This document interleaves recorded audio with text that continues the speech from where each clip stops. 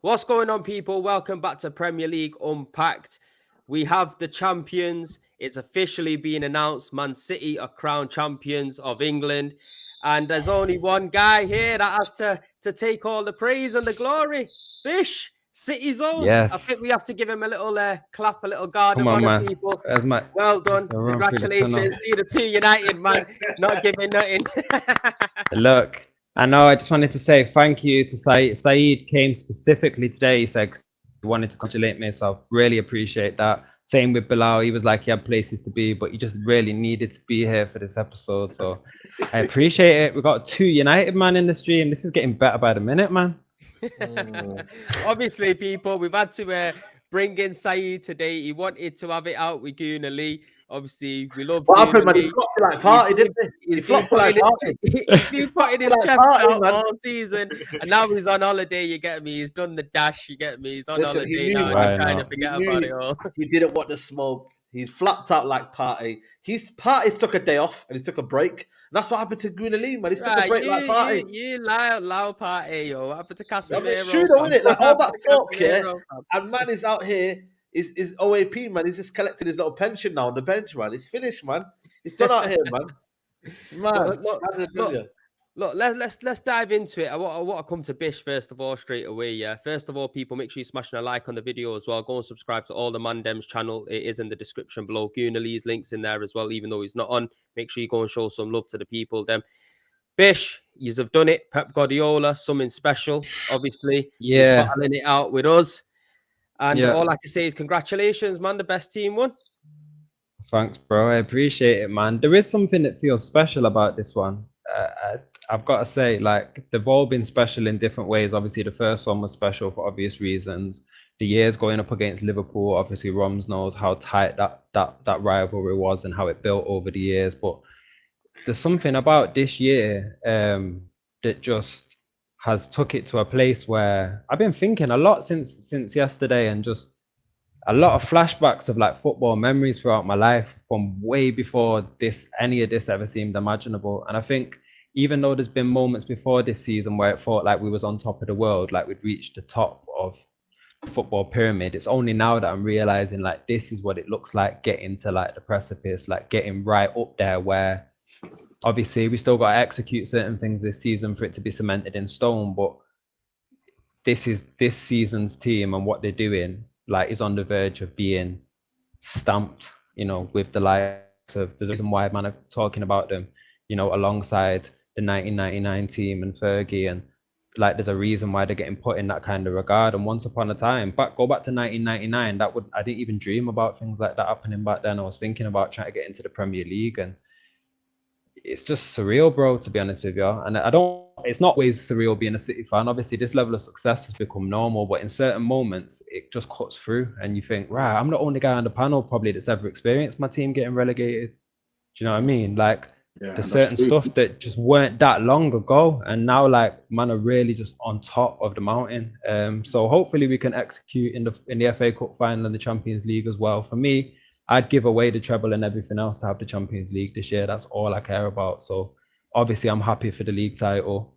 I'm happy that we were able to beat a really good side in Arsenal that pushed us most of the way. Obviously they've bottled it at the end, but bottled it, man. Bottle jobs. Bottled it. I was disappointed with this weekend though. I felt like that was no honor to like let us win the league in your game before we'd even managed to play. Like, I didn't like that, but yeah, man, it's a special moment. It's a special moment, and I'm just grateful to be here, living to see it. Say no more, bro. Well, I'm glad that you're happy. Obviously, man is disappointed to the full max. But look, we have to move. I think there's a lot to dive into with Man City, and I want to get all the rest of the guys' thoughts on it. I'm going to come to Patty first as well. Look, obviously, you've been on loan to Manchester City this season, fam, as you've been letting us know in the WhatsApp group. You get me, fam? How are you feeling? How are you feeling? But look, putting all joking aside, yeah, Pep Guardiola, what a manager. Fucking Man City, what a team. We all seen what they've done to Real Madrid. They made them look like Wrexham down there. Do you know what I'm saying? How big of an achievement is this? This is 3 Premier Leagues in a row. Obviously, not being done apart from Manchester United. Now they've equaled it, bro. Yeah, no, it's fantastic. And, you know, we say the Premier League is the best league in the world. It is. It's the most competitive. apart from City being on top, you've seen how many different candidates have been in the top 4. The relegation battle is unprecedented. You don't know who's going down. Any week, any team can beat any team. But one thing that means consistent is Man City. They're always consistent, and they just go on this run. Even, you know, when teams this year, a lot of fans counted out Man City. Oh, it's not the same Man City. It doesn't look like they can go on a run. And how many games now is it them unbeaten? Like 15, 16, 17 at the back end, business end of the season. These guys have turned up, and it's not just one player. Gundogan's having great games. Kevin De Bruyne has done amazingly well. Haaland's done amazingly well. Grealish now looks like he's in that team and a mainstay defensively as well. Nathan Ake's come in and looked fantastic. Akanji's looked amazing. They just got so many players that are just doing the business. And Pep Guardiola as well. We do question him sometimes in the big games and the big moments, but consistently, the guy's just on another level, man. I mean, he's changed the way Man City play, but they're just a well-oiled machine.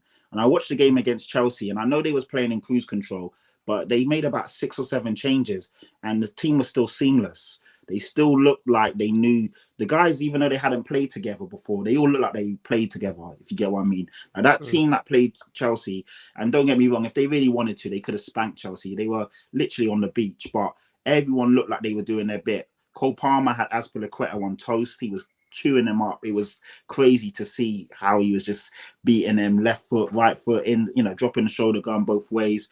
Foden looked amazing, and if he would have scored that chip, oh my god, that was scintillating. How he just controlled the ball and then chipped over the keeper. The ball by Calvin Lewis, Phillips. Yeah, Calvin Phillips Calvin Phillips looked good, man. And I think next year you're gonna see the reason why he signed him. Because sometimes when players move to City, it takes a year, and everyone's always questioning the first year, why did he make like Grealish? Like Grealish. And I can see Calvin Phillips starting to really get into the rhythm of how Man City play. Standing. Rico Lewis came in and looked good. And I just got to say, I mean... Rico Lewis, man. Flipping now. That's crazy, man. That kid's 18. Exactly. But that shows you, that's an epitome of Guardiola, though. That, you know, and this is what they do from the under 12s all the way to the under 18s to the first team, is that they play the same way. And that's why Rico Lewis is performing in a high-level game like Cole that. Palmer looked good. Who was the fullback that we hadn't seen before? Gomez. Yeah, he looked good as well. That's it. He looked like he'd been in natural. He looked like he'd been there all year. Can I just say, sorry to interrupt. Do you remember when we done that Premier League 11 and I put Grealish on the left wing? Yeah. A couple man had a few words to say about that. I just thought I'd say I told you. Because at that point in the season, you was bang right, bro. Because at that point in the season, Foden was the one that had the numbers. Like Foden was level with Rashford, even when Rashford was going on that mad run at one point before Foden kind of eased off. And Grealish, you've been right, bro. He's obviously come into his own. What's interesting about Pep this season as well is obviously this year has been like both the epitome of Guardiola, like you were saying, Saeed, like certain things that are just he does, but also part of the reason we've been so successful is in certain areas he's gone back to fundamentals. So obviously one of the obvious ones is Haaland and having like an out and out striker up front, but the other one that I've been thinking for a while, even before we got rid of Cancelo and then paired it after the game the other day, is going back to like defenders that can really defend first.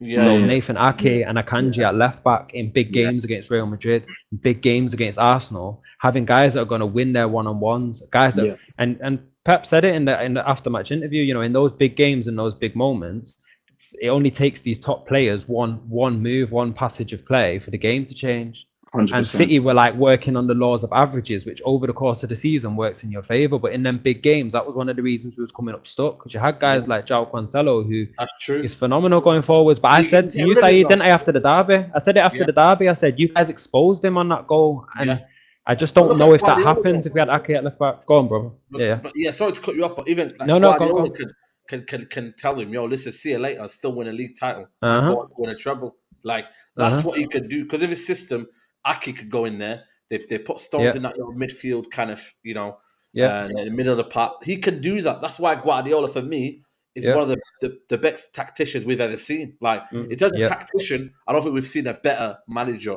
in the world. 100%. Just adding on to what you're saying, right? I've seen so many. We know Pep's a genius, but he's even increased the amount of ways he could play this season. I've seen you not even go route one some games when you've just had to. And what he's done this season, Brighton at home, even though the points against Madrid, where you literally just playing route one, and there's nothing wrong with that. Yep. You can't Yeah, even diss exactly, Pep for that because you know what Pep does, you know his identity. But the fact he can change it up and finally, in my opinion, you lot will win the Champions League. I know no City fan will just say that, but the fact he's probably going to get you over the line is showing he can adapt now. He's always been able to, but in that the big moments and the competition we've been ridiculing you lot for, you've seen he can do it this year. And I just think I've seen different ways of playing with Pep previously, but this season I've seen the most variation. I just think he's just a genius, man. I'm running out of superlatives for him. It's just annoying. After this treble, can he just leave? Like, can he give someone else? He's getting annoying. Yo, he needs to go on more bike rides at night. Yo, needs to get yapped. You get me, fam? And then you might want to get back off to Spain because it's looking peak out here. I'm telling you. But I want to come to you, DSG United. Yeah, how are you feeling that City have equaled the 3 Premier Leagues on the bounce, bro? Is that pissing you off, or are you just looking at Pep Guardiola and giving him praise for what he's done and achieved? You have to give both. Yeah, both. You have to give. Obviously, if he goes and does it again next year, he's starting to smash our records out the park. If they do the treble this year as well, so we don't appreciate that. And obviously, the thing is, though, for me, from a personal aspect, I think all United fans will look at this that the way that we did it was under a lot harder circumstances. The way City are doing it as well. Now, it doesn't change the fact that they're going to do it, and they'll probably and the stat won't change. But that's the point of view that I look at it from. So it's one of them. Yeah. For City fans, I don't think they really care how they do it. I think trouble's a trouble that they do it. Right, so you said that was some serious pain in his chest. It's true though, innit? It's one of them. Like we can have coaching. We're not like Arsenal fans though, innit? Like Arsenal fans. Listen, you focus on what you need to do. Like man says, it's up to Man United. Oh, we've had injuries. We've had this, you got a reality. It's up to Man United. Look, well, now you put it in. Now you've given your thoughts on it. Look. Man, realistically, I'm telling you now for a fact, yeah, mark my words, Inter Milan ain't doing fuck all against Man City, yeah. These man just got raped, yeah, yesterday by Napoli 3-1, yeah, in the nicest way possible. Cups, though, Simeone in the cups is record is absolutely dangerous. So I get that, but Man City, you expect them. I'm not looking at Inter Milan anymore. I'm looking at never write them off. Until it's done. I'm writing them off. After what I see against Real Madrid, I'm writing them off. I don't care about form. I thought City were going to slap the shit out of Chelsea in the last final, and they didn't. Not even just that. That's what I was about to say. Yes, I'll go one better. That AC Milan team we faced, that was a phenomenal team. Strange things could happen, but all that being said, I'm with friends. I think Man City are slapping it. Man City are doing that. Crazy things can happen, though. In a one-off game, anything can happen, and they have. I hope we go and do a madness like 7-1 or something. Like break a final record. It'd be about 2 or 3-0. It'd be about 2 or 3-0. But you'll beat them comfortably. I thought I'd be there for it. I didn't. We don't talk about the Champions League this week because City won the league. I did not see that not that bad. Yeah. When you actually deep it, this is the team that have won the most Champions League. They've been in the most finals. They've been in the most semi-finals. They're the whole of the competition, and you absolutely slap the shit out of them. Nobody saw that. Could see a win coming, maybe a 2-3-1, even a 2-3-0, but not that. 13 passes in 15 minutes. That's just taking the piss. I'm telling you, these men are going to get ripped a new one. Someone put in here, never write off an Italian club is football heritage. We see what football heritage happened. We see what happened to Real Madrid, bro. That football heritage is straight out the window. The same way, Real Madrid fans wouldn't have been going there thinking they're going to get slapped like that. Yeah, so exactly. You never know. You never know. That was the definition of boys against men, bro. That was more than that. It was more than that. That was the prime definition. You get me, bro? I'm telling you, I could have been in that Real Madrid side, and I'm telling you, I would have looked probably just as good. That was midfield. I'm telling you now, man, are looking like they got no legs in that midfield. It couldn't have been a more night and day game. Yeah, they were exposed on every level, but that's Guardiola and his ability to find. What they did was they just outnumbered them in midfield. Stones was dropping in there, and Ancelotti, I think he's tactically unbelievable, but I think the adaptability of Guardiola is just on another level, man. He's having to go at De Bruyne for doing certain things like on a football pitch. De Bruyne's got him mad. It has to be perfect. When Edison, there was a point where I think Arsenal winning against Man City. Sorry, Man City were getting against Arsenal, and he pulled Edison back and said, "Listen, I didn't like what you did there. Like that feeling of, you know what, like it just has to be perfect. He's never satisfied, isn't it? Never. Yeah, never satisfied, and that's the thing, man. And I just think for me, ultimately, you know, that feeling is just different level, man. You don't know what to do, and this is where it comes down to next season as who is going to be so tactically flexible, has the right amount of depth, has the right amount of quality, ultimately quality, to beat this Man City team, you know, and be able to, when they have injuries, right, Ake going on for left back for the whole season. I think Ake for left back for any other club, I'm telling you right now, he ain't the same player. Akanji's the same. He plays left back for any other club here, he ain't the same player. But at Man City, because of what Guardiola does, he allows the system to negate their flaws. Their flaws are not seen as much. So so true. John Stones as well, man. You got to look at John Stones. What he's done with John Stones, is balling out. He's looking like the best midfielder in the league right about now, bro. It's a mad thing. Like what Pep Guardiola does to these players, it's just second to none. And the way he can get the most and squeeze every last drop out of him, it's just it's something I've not seen a manager do before. Yeah, we have seen Fergie do it with shit man like Darren Fletcher and players like that. You get me? Even Park Ji-sung or whatever his name was, my man wasn't really the best technical footballer, but Fergie was squeeze something out of him. But with Pep, bro, he's making these man look like fucking galactical players. You get me? You know what he's mad? It's not even just players. It's what he's doing to managers as well. Look at my manager and your manager, for example. Klopp now all of a sudden wants to play Trent inverted. Arteta playing Zinchenko inverted. Soon you're going to see Ten Hag playing Luke Shaw in the midfield. Like, it's not even just players he makes now. Other managers are wanting to replicate his style. Like, the man's just doing everything. He's literally just revitalized football, honestly. Bro, you're 100% right, bro. That's exactly what Arteta tried to do against Nottingham Forest and play free at the back. If you've seen it, get me, and absolutely fucked it. You get me, because we haven't got that personnel, and you're not that manager in it. So everyone needs to stay in their own lane. But look, I wanted to move on to the Fergie and Pep debate, because look, I've wrote a few bits down because I don't normally write anything down, but I've had to look into it and dive into it a bit, But if you look at Fergie's whole time as being a manager, 24 cups, 13 Prems, 5 FA Cups, 2 Champions Leagues, 4 Carabao Cups. Obviously, I'm not including the Super Cups and whatnot. Both of them have won that.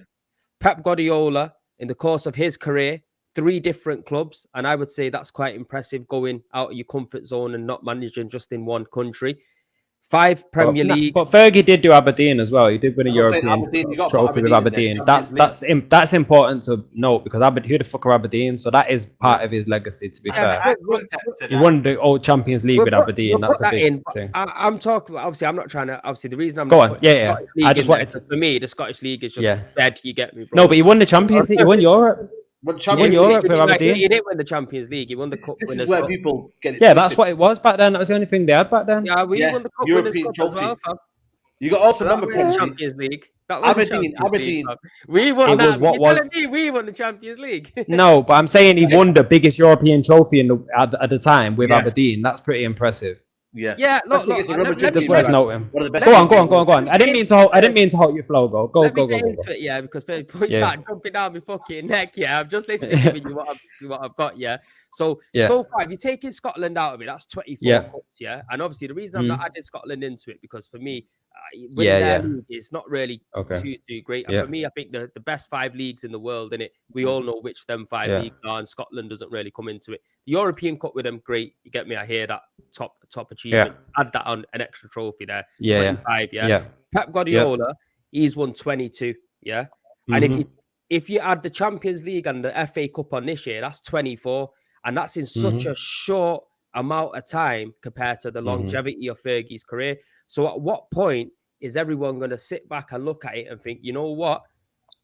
Maybe we could call Pep Guardiola a better manager than him, not just with the trophies that he's won, how he plays technically, how he changes his systems up and gets the best out of different players. One of the first managers really to play players out of his position on a regular basis and get the best out of him. We need to see what the situation is there, man. Can I ask a question to Saeed and DSG? Yeah. Just in response to what DSG was saying before. How many seasons do you think, out of all of Fergie's career at United, how many seasons do you think that United weren't the most financially powerful club in England? weren't like in them 24 trophies. Yeah, in them 24 trophies that he won, or however many seasons that was. How many years do you think there were where United weren't what City are today to the league? Then breaking the transfer record time and time again, spending tens of millions back when other teams were still spending hundreds of thousands, buying Cantona from Leeds the year after Leeds won the league, and then winning the Premier League the next year. Like, man, like to forget that when United were winning all them trophies, even if it wasn't on the scale of the money that City have today, you were the most financially powerful club in England. You could go and buy whoever the best player was, and that's what you did season on season. Why am I getting this nostalgia or this like amnesia that like Fergie done it on a shoestring? He didn't. He had more money than anyone else. I don't think anyone was kind of competing financially until Abramovich bought Chelsea. So it was like 2005. So pre that, I can't really think of anyone. So probably 15-year run, didn't he? Probably had a 15-year run of being the most financially powerful. Yeah, especially when we do it on our own, basically on our revenue. The thing is, though, we've based all that revenue on what we've kind of been built. You know, as a club, we're self-sustaining. I wouldn't say the same with Man City until maybe recently. People would argue that Man City, their revenue, you know what I mean, is they're getting a lot of deals now. They're a bit more kind of powerful. The fan base is growing.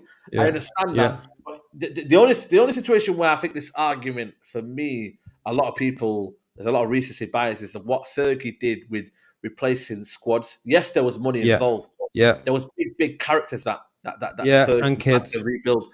And exactly. And also in a period between 2004, 2006, where Mourinho came and dominated, he then had to sell most of his top players and Roy Keane and whatnot, and then build it with Ronaldo, Rooney, and obviously certain other players. Tevez, Tevez Rude, as well. And RVP, and then do the treble like that whilst building. By the way, we're not talking about a Guardiola team which is just there; it's already there, and you're winning something. We're talking about building with young players and playing progressive football and free-flowing attacking football and winning it back-to-back against a Mourinho team that was still there. You would argue Wenger's team was still around there in terms of the late kind of, obviously, invincible team and that. So they were still there.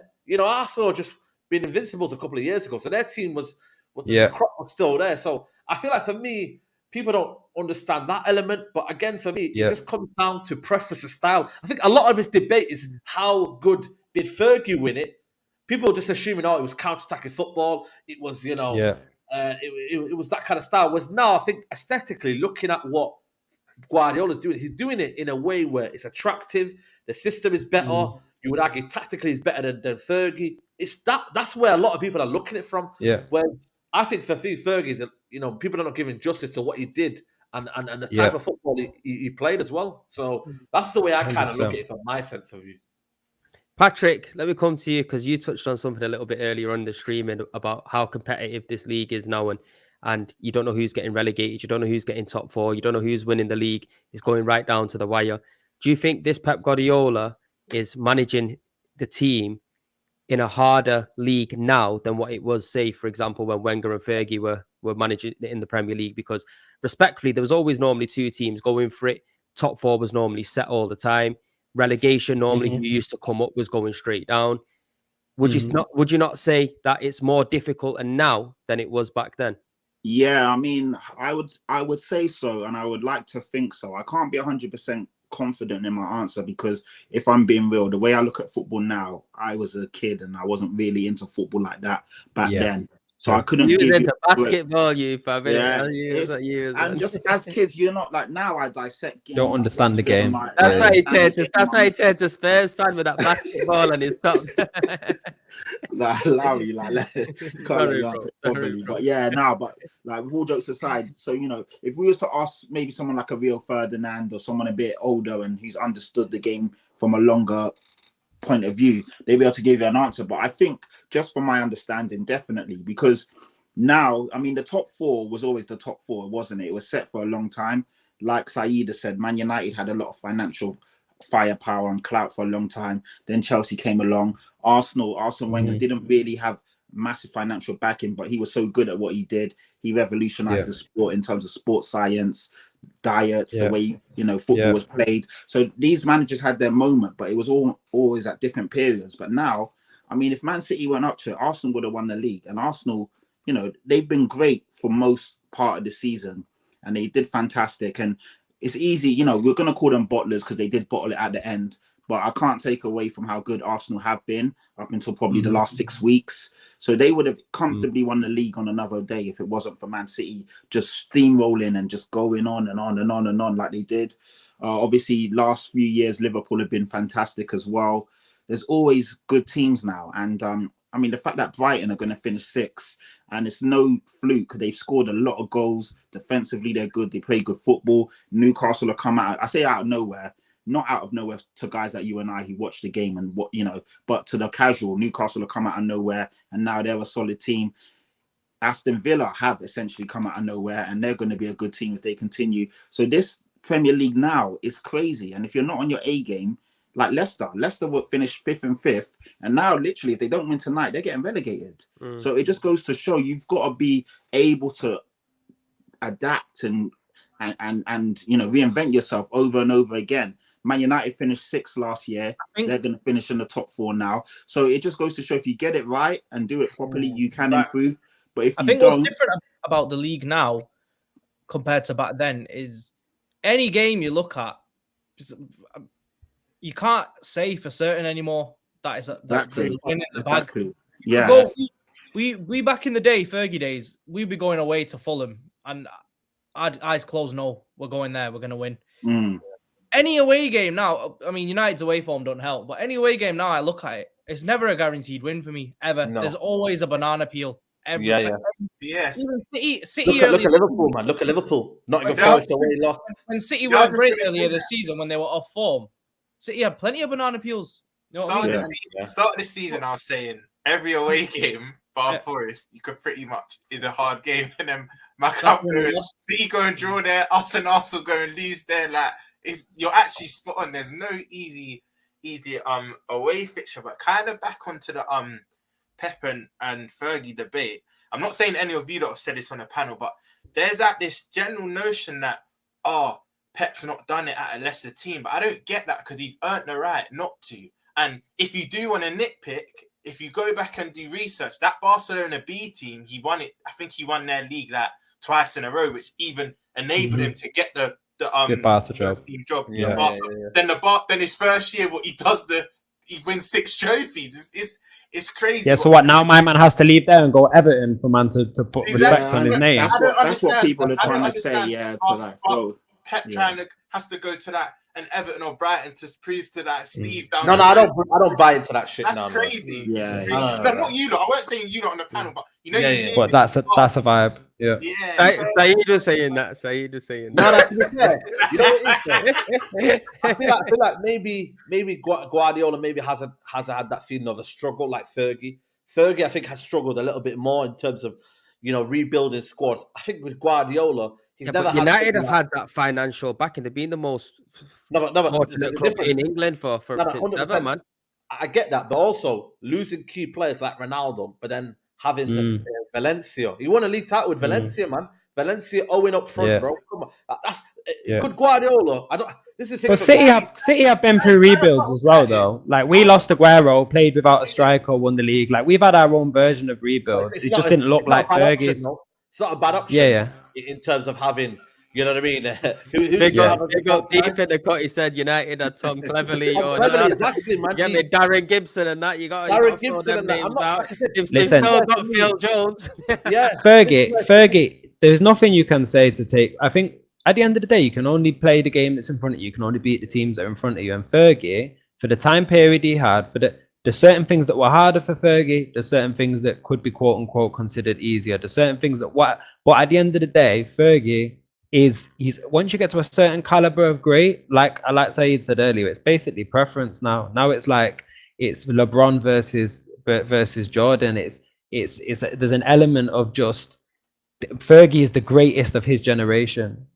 Game has changed now. All the teams are playing differently. The amount of money, the amount of sports science, the amount of technology. Like the reality is that probably if you took one of Fergie's teams and somehow transported them to today and tried to make them compete against even like a Brighton and stuff, they might struggle just because of the amount of technology that teams like Brighton and that have behind them today, the levels of fitness, this like moving forwards every year. So obviously that's not to knock what Fergie did, but you can't really compare them. It's fun for us to do it. And as City fans, we probably perpetuate the argument a bit because it's like, look, now finally we've got our own person that we can put in that conversation. But really, we should let them both just be great. Fergie is the greatest of all time. Pep is the greatest of all time. Football won't allow it to happen. Fans, debates, it won't allow it to happen. And this is where... there has to be one. There has to be one, and that's where it is. And this is why, for me, I will never say, for me, Pep Guardiola is a better manager than Fergie, just because of what I witnessed as a fan. Maybe that's bias as well. Yeah. It's very difficult for me to be impartial, because I've witnessed Fergie do things that I was like, damn, how did he do that with them players? Why Pep wins it 6 times in a row? You know what? Is there any amount of leagues in a row? If he did back-to-back trebles, is there anything? Yeah. What if he did a treble next year again? What if he did the treble this year and then another treble? If he wins the treble this year and he wins the Premier League next year, you're saying it's... You got to put him in Pep Guardiola for being one of the best managers. No, 100%. The argument the Premier League, because in Fergie's best period of time, he didn't win 4 Premier Leagues on the bounce, and ultimately, I think we've all pretty much sat here and said it's probably difficult to win games in this day and age than it was in back in the day. And the only problem is, bro, can I just say something? The only thing is, we had a juggernaut in Arsene Wenger's team and also Mourinho's team that Fergie had to deal with. You tell me, again, I'm not trying to shit on my team, shit on Tottenham's team or Liverpool's team. I don't know. I don't think they're as great as that Chelsea dominant team, as that. Nah, that Klopp Liverpool team. What are we talking about? That prime Liverpool team. That prime Liverpool team. We had to raise. They were a monster. I know, and then I was thinking, who was it? Oh yeah, Liverpool. Klopp, Salah, 98 points or some mad shit. Liverpool's the exception. Yeah, absolutely. Yeah. But let's be honest, man. That Arsene Wenger team and that Chelsea team was almost situation that he had to deal with as well. And he then obviously they took 2 Premier League titles away from him. Obviously you got Wenger and obviously the Invincibles. Well, they were 2. I'm not saying that United could have dominated even more, but yeah, I know what you mean. They should have won more Champions Leagues. Like Fergie should have won more Champions Leagues than he did. To win only 2. Let me ask you a question, bro. Yeah, if Guardiola was in Fergie's era, do you think he would have won the amount of Premier League titles he would be winning right now? No, I don't think Fergie would have won as many in this era either. I don't think either of them would have been as successful in each era. It's very difficult to balance it. So people say, "No, he went 6." I think it's for where Pep Guardiola is. I think it's easier to win it now for me. But you got to look at it though, like as in one of them. Like, say for example, if you did put Pep Guardiola in that era of Fergie and Wenger and whatnot. Wenger was one of the first guys really to come into this kind of league and play attractive football. But then when you look at Pep Guardiola, he really overlaps heaps and bounds of Arsene Wenger's style of football. You get me? If you look at that Barcelona team, bro, for me, that's the best ever footballing side I've ever seen in my life, bro. And then when you've seen him go to Bayern Munich, he made a Bayern Munich that was very solid, stagnated at times, robotic, very direct. He made them turn into that Barcelona team of passing. Yeah, they didn't win the Champions League.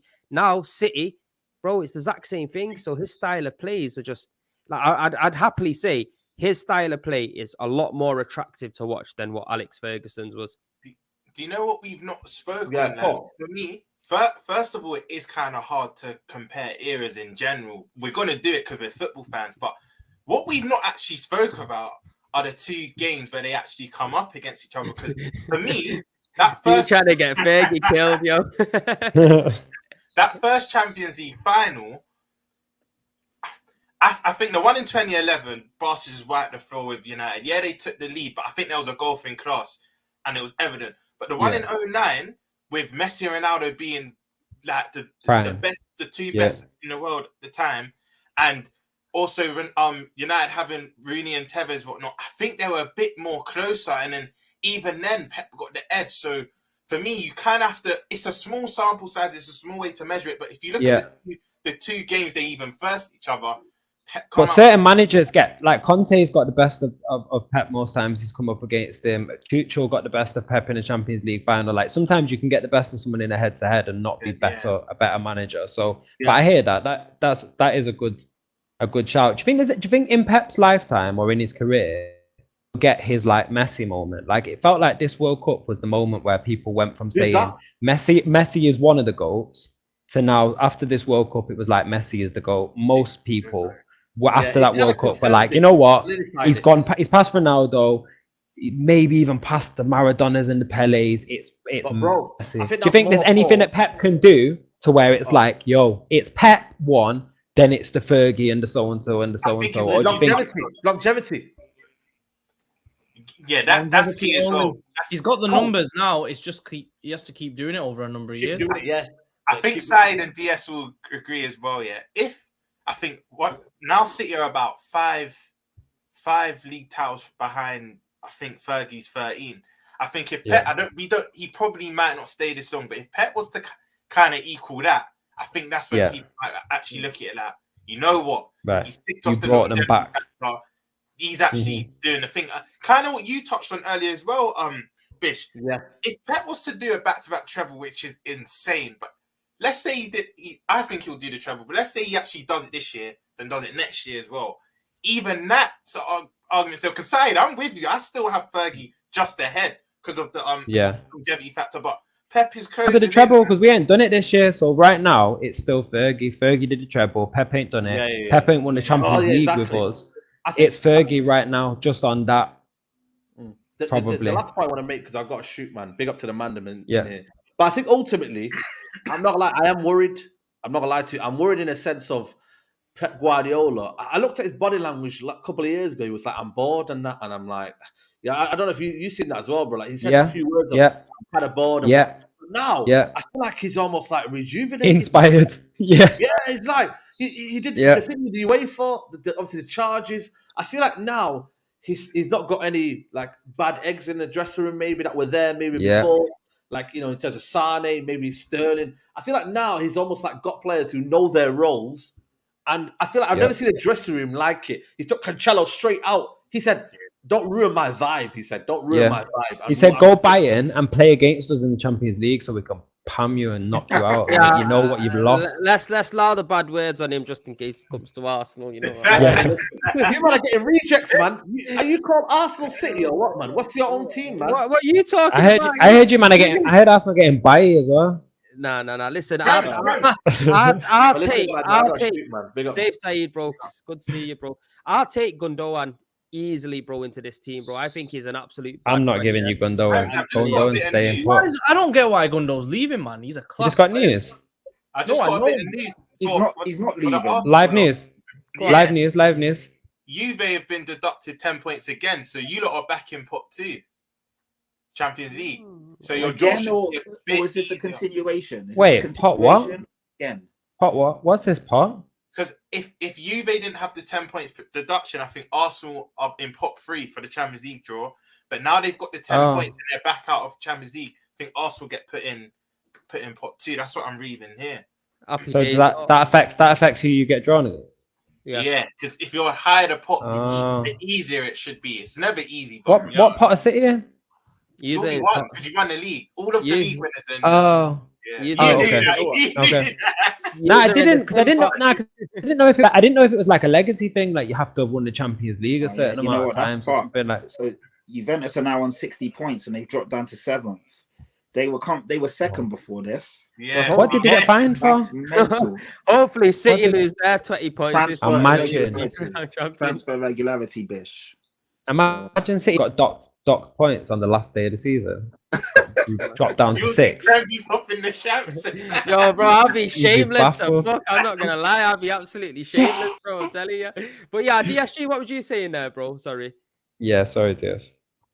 I can't remember what I was saying now. Can you not remember? I can't remember. Well, look. What I wanted to finish it up on, obviously, we've got about another 7 minutes or so, because I want to end it before the Newcastle game's on in it, so we can get that in. Because obviously it'd be a bit of a mad thing if Leicester get relegated today. I tell you that much for free. And Newcastle need a point to secure Champions League. Sad situation that for Leicester. It deserves them, right, man? You get me? You got to invest in the squad, man. Nah.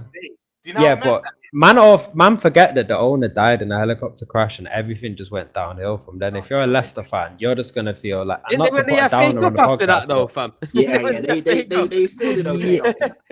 But that's just a top. That was, isn't it? Yeah, it's a lot. I don't know. That's Man. like I feel bad for them, man. That's like when Arsenal went from winning Premier Leagues and they got an FA Cup a few years ago. It don't mean shit, really, does it? That'd be great if Arsenal got relegated. Yeah, we won 4 of them, fam. We won 4 of them, 4 of them. But look, what I want to say is about Pep Guardiola, the whole situation on him, because I think it's easy to beat him with the money stick, yeah? Patty, I want to get your thoughts on it as well, because obviously you've not really said too much, yeah? I think since Pep Guardiola's come into City, I don't think he's made galactical signings. I think he's been very shrewd in who he's brought in. I think even when bringing in the world star of Erling Haaland, he brought in for what, 50-odd million? Bro, we've signed Nicolas Pepe for 70-odd million. United signed Anthony for 70-odd million. No, 90 million, should I say. Jadon Sancho, 75. Darwin Núñez, how much did he cost? 75. Like, man, I've spent bare dough, bro. You get me? Where Pep Guardiola, he's brought in the likes of Nathan Ake from Bournemouth. He's brought in Akanji from Dortmund. He's brought in even Ruben Diaz. When Ruben Diaz came in, there was no big hype around Ruben Diaz. He wasn't known as one of the best centre-backs in the world. Rodri, when he was brought in, bro, he was doing up bench when Thomas Partey was in Atletico Madrid. Yeah. Do you know what I mean? Alvarez, there wasn't no big hype around Julian Alvarez. You get me? Jack Grealish, people were saying he's going to be a flop and that he might do it at Aston Villa. He won't be able to do it at a big club. Do you know what I'm saying? So at what point are people going to stop beating Pep with the money stick and saying, oh, he's brought this player, he's brought that player? Because when you actually take a step back, even Edison, before Edison come into City, he weren't no Alisson. Do you know what I'm saying? I don't know. I just wanted to get your thoughts on it because I think people beat him with a stick too easily. No, and that's what I wanted to say because, you know, when we spoke about the system and players stepping in, I also think the talent ID and the recruitment is spot on and A-class because you don't really see a flop at Manchester City. I know, of course, there's going to be some players that don't really make it and cut it. But typically, I mean, we spent 65 million on Tanguy Ndombele. Flop, not hit the ground running, not been good. We spent 45 million pounds on Giovanni Lo Celso. Again, hasn't hit the ground running, hasn't hit the heights. These guys are out on loan and will probably need to be sold. Brian Gill, we spent 40 million plus Eric Lamela. So that's about 60 million on him. And he's been good in Spain, but not good for us. So he's still young, so maybe. But other clubs are spending just as much money, but they're not getting it right. And City do. I mean, when we watched the All or Nothing Manchester City documentary, and they were in for Virgil van Dijk, and then we heard, obviously, they were like, Southampton wants 60+ million, and Pep was like, nah, forget it. So they've got, even though they can spot a player, if they feel it's going above their threshold, they're like, nah, pull the plug. We're not going to get, pulled our pants down on a deal. So the talent ID is spot on. They obviously make sure they don't spend crazy amounts. I know Jack Grealish cost 100, but it looks like all in all that's going to be a good deal. So yeah, man, they seem to have a lot going on. Who do you think's the last bad signing he's made? Who was the last one where you think he was a flop? He was not a good signing. Probably Sane, to be honest. Sane. I thought Sane was a bad man, mate. Sane, I'd take Sane back now. He's not a flop in terms of his ability and in terms of more his attitude and that. In terms of has there been anyone that's been like a Maguire flop or like you just there we go. There we go. No, I would have said Mendes recently. The closest I would have said up until now would have been John Stones, but he's come through recently. Man, John Stones has been legit. I didn't like him before. I think for the last 3 months, 2-3 months, he had a wobble in him, maybe. Stones has been legit for like 2 or 3 years. You know what it is with today's football day and age? Years though, still. Today's football day and age, there's 2 things. Number one, to be the best, you do have to spend. It's as simple as that, which is one thing I would say. You simply do. I mean, you can give it to teams like Brighton and Brentford and even Arsenal to some extent, who've not spent nowhere near as much and have performed very well. But typically to be the best, you have to spend the most. And second, and even for Arsenal for this push, they went out and broke the bank and then got to actually started competing. The second thing, they spent the most. The second thing I would say is we only spent a touch. The second thing I would say is today's day and age of football and the people on Twitter and all that, you can't win. Like if you're United and we've spent a lot and spent badly, you're gonna get ridiculed for it.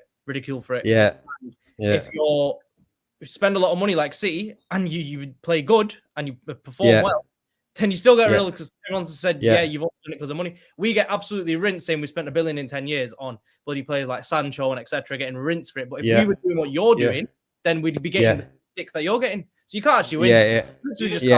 So true. Quickly just to add on Prem's and Patrick's point that I think it's spot on. The way City spent is just so smart and shrewd, because there's this notion that spending money equals success, but you've only got to look at a few of the teams that have come up from the Championship couple of years, Villa and Nottingham Forest, spending over 100 million on several players and not doing well. So this notion of money just equals success, it doesn't. Yeah. It's how you spend it. And that's what we've been applauded on the last 5-6 years, but that's a whole nother story. And it also has to be sustainable. The way City do it, it's not like they're going out and buying Neymars and Mbappes and whatnot. They're buying these kind of, I'm not going to say hidden gems, but these players that have potential that can go to that next level. Yeah. And they've got no better manager for it. Do you know what I mean? Do you know what, Roms? You're bang on. And before we wrap it up, I think the prime example of that is Chelsea, and we'll leave it on that note. 600 million, you get me post-Roman bums. That's what they are. You get me Everton as well. Bums. Everton has spent a lot of money recently, and they're in trouble. And also, there's a lot of clubs saying that they're going to look into Everton and try and find them this summer, because allegedly they broke some transfer spending breaches and blah blah blah. And there's clubs that got relegated last year saying that they don't understand why Everton have been allowed to do it. So they look out for that. That's going to come out in the summer. You know what? I hope Everton don't get fined for it, because they brought a Wobie for 40 million. So I'm happy for them, man. You get me, people. But look, yeah, you man might be in a conspiracy with them. You know, nah. We're clean as a whistle, mate. Tell you that much. We hardly spend anything. It's only of late we spend a little bit of money. I'll tell you, for 19 years, we've been fucking anything. You're in the blue. 40 mil and a pound, Joe. When a man's putting a pound offering, times are hard. You know what I'm saying, fam? Times are hard. But look, I want to wrap it up here, because the game's kicked off as well now. So we want to jump over and watch the Newcastle and Leicester game. But I just want to say a big thank you to everybody on the panel. Big thank you to everyone in the comments and people that will watch later, because a lot of the people do actually watch the streams later. Make sure you go support the Mandem. Subscribe to everyone's channel. The link's below in the description as well.